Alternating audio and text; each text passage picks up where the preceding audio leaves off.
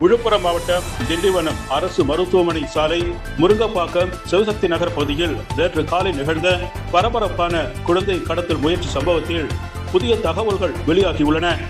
சிவசக்தி நகர் தெருவில் விளையாடிக் கொண்டிருந்த 2 குழந்தைகளை மர்ம நபர் ஒருவர் வலுக்கட்டாயமாக தூக்கி செல்ல முயன்றார். பொதுமக்கள் தடுத்ததால் குழந்தைகளை கீழே இறக்கிவிட்ட அந்த நபரை அப்பகுதி மக்கள் பிடித்து கம்பத்தில் கட்டி வைத்து விசாரணை நடத்தினர். விசாரணையில் அவர் பெயர் சரவணன் என்பதும் செங்கல்பட்டை சேர்ந்தவர் என்பதும் தெரிய வந்தது. இந்த சம்பவத்தை தொடர்ந்து அந்த நபரின் நடவடிக்கைகளை கவனித்த பொதுமக்கள் அவர் சற்று மனநிலை பாதிக்கப்பட்டவர் போல் செயல்படுவதாக கூறினர். மேலும் அவர் இப்பகுதியில் உள்ள ஆண்டவர் பாத்திர கடையில் புகுந்து அங்குள்ள பெண்களிடம் தவறாக நடக்க முயன்றதாகவும் தகவல்கள் தெரிவிக்கின்றன.